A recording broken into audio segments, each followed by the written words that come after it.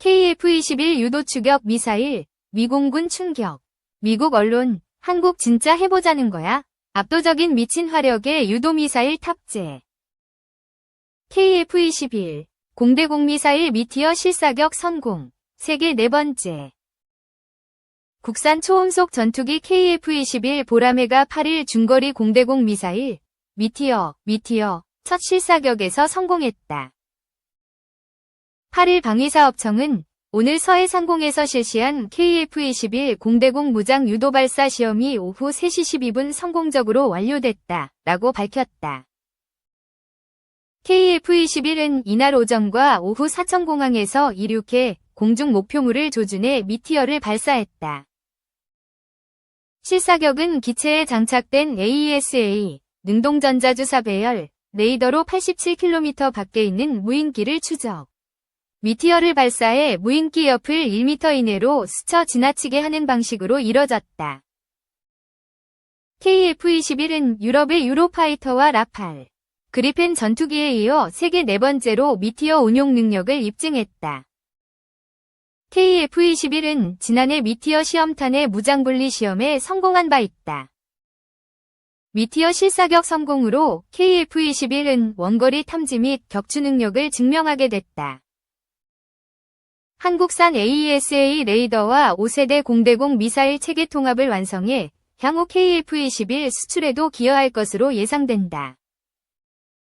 유럽 미사일 개발업체 MBDA가 제작한 미티어는 마하 4, 음속 4배 이상의 속도로 날아가 200km 밖에 상공에 떠있는 적 전투기를 격추할 수 있는 정밀성을 갖춰 현존하는 최고의 공대공 미사일로 평가된다. KF-21 1대당 4발을 장착할 수 있고 다음 달부터 도입이 시작된다. 방위사업청은 올해 6월까지 KF-21 20대 양산 계약을 체결한 뒤 공대공 무장 검증 시험 등을 거쳐 내년 중 20대 추가 양산 계약을 할 계획이다. 올해 3월 러시아 매체는 독일군 고위 관계자들이 러시아 본토의 타만반도와 크림반도를 연결하는 크림대교를 공격하는 방안을 논의했다며 녹취를 공개했습니다.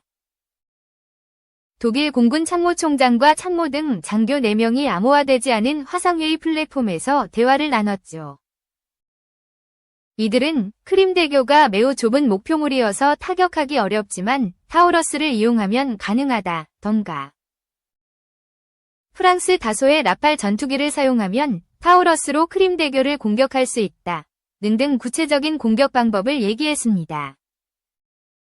이 녹취록으로 러시아 외무부는 독일의 설명을 요구하며 공세를 폈고 독일은 공군 내부 대화가 도청당한 것이라며 신중하고 집중적으로 신속하게 조사할 것이라고 밝혔죠. 이 대목에서 등장하는 무기 타우러스. 분명 러시아는 타우러스가 우크라이나에 지원되는 것을 경계하고 있는 상황이고 독일은 자신들의 타우러스가 러시아가 우크라이나를 침공한 전쟁에서 전황을 바꿀 중요한 역할을 할 수 있다고 자신하는 모습을 볼 수 있었습니다. 지난 4월 28일 독일 타게스 스피겔은 독일 연방군은 약 600개의 타우러스를 보유하고 있고 이 중 4분의 1이 즉시 전장에 투입 가능한 것으로 추정된다고 보도했습니다. 우크라이나는 미국이 지원한 사거리 300km 급의 지대지 미사일 신형 에이테크스보다 200km 더 멀리 날아갈 수 있는 타우러스를 일찍부터 원하고 있었죠. 하지만 타우러스의 목표는 러시아 본토가 될 것이 뻔한 상황에서 독일은 타우러스를 지원할 수 없었습니다. 자칫하면 독일뿐 아니라 유럽 전체가 이 전쟁에 휘말리게 될 수도 있기 때문이죠. 도대체 타우러스가 어떤 무기이길래 이렇게 유럽을 떠들썩하게 했을까요? 타우러스는 독일과 스웨덴 합작회사인 타우러스 시스템즈가 제작한 장거리 공대지 미사일입니다. 터보팬 엔진으로 구동하는 타우러스는 마하 0.95의 속도로 최대 500km 이상 날아갈 수 있습니다. 길이는 5m, 미사일의 전체 중량은 1.4t입니다. 구축함이나 잠수함에서 발사하는 토마호크 순항미사일과 무게가 같죠. 타우러스 미사일은 주요 전략 목표를 정밀 타격할 수 있습니다. 적의 레이더망에 탐지되지 않도록 지상에서 40에서 50m 높이로 순항할 수 있습니다. 적의 방공망을 뚫고 핵심 시설을 정밀 타격할 수 있는 이유는 3중 항법장치를 사용하기 때문입니다. 군용 위성 항법장치, 밀 GPS와 관성 항법장치, INS를 이용해 위성에서 보는 위치와 자기 위치를 파악해 이동하는 것은 물론 영상 기반 항법장치, IBN과 지형 참조 항법장치, TRN을 조합한 복합 유도장치를 사용합니다. 때문에 하나 혹은 두 가지 유도장치가 고장나거나 GPS 재밍 등 전자전 공격을 받더라도 나머지 항법장치를 이용해 목표물을 타격할 수 있습니다.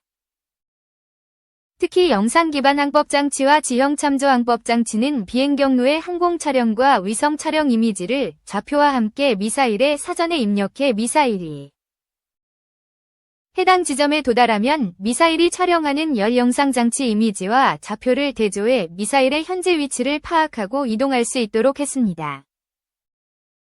이렇게 정밀한 항법장치 덕에 수미터 이내의 오차 범위를 갖는 높은 정확도를 자랑하죠. 뿐만 아니라 미사일이 발사된 후에도 잉크16 등 군용 데이터 링크나 민간 위성을 이용해 공격 목표를 바꿀 수 있습니다. 이렇게 어렵게 목표물까지 날아간 미사일이 대충 때릴 수 있겠습니까? 타우러스가 무서운 또 다른 이유는 괴테의 희곡 파우스트에 등장하는 악마의 이름, 메피스토라는 별칭을 가진 특수한 폭탄 때문입니다. 메피스토는 관통탄두와 침투탄두로 구성된 텐덤형 탄두입니다. 우리가 대전차 미사일에서 볼 수 있는 그 구조 맞습니다. 즉 관통탄두로 지표를 뚫고 들어간 뒤 침투탄두가 지표면 아래로 들어가고 지하시설의 빈 공간을 인식할 수 있는 지능형 신관을 이용해 파괴해야 할 지점에서 480kg의 탄을 정확하게 폭발하도록 하는 것이죠.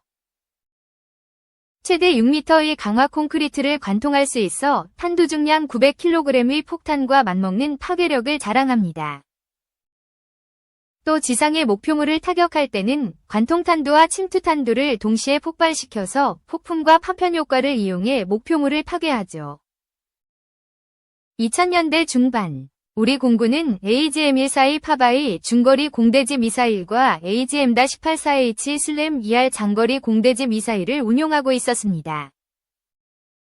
파바이의 사거리는 100km에 달했지만 노후화되고 있었고 ER은 사거리가 270km에 달했지만 도입된 수량이 40발 정도밖에 안 됐습니다. 이에 공군은 2008년부터 신형 장거리 공대지 미사일 도입을 추진했고 미국의 JASSM과 타우러스를 놓고 저울질했죠.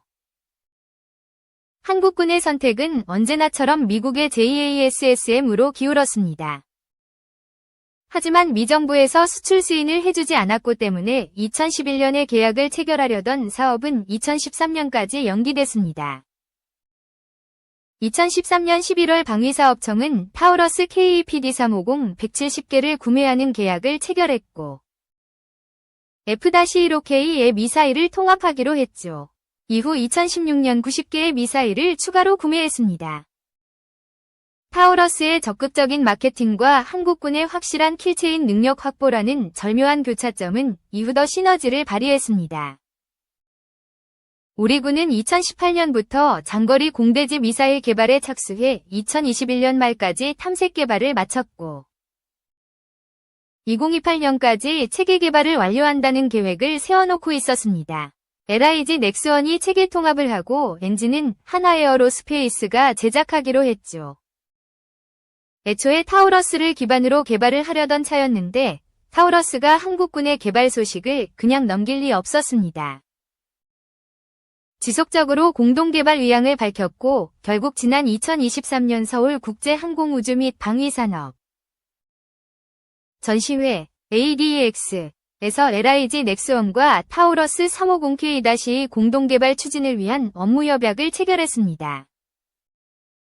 우리 군의 경전투기 FA-50에도 장착할 수 있도록 미사일을 소형화하는 것이 핵심이죠. 길이 4.5m, 무게 907kg으로 더 짧고 가볍지만 속도와 사거리는 동일하게 개발될 예정입니다. FA-50뿐 아니라 KF-21에도 장착될 예정입니다.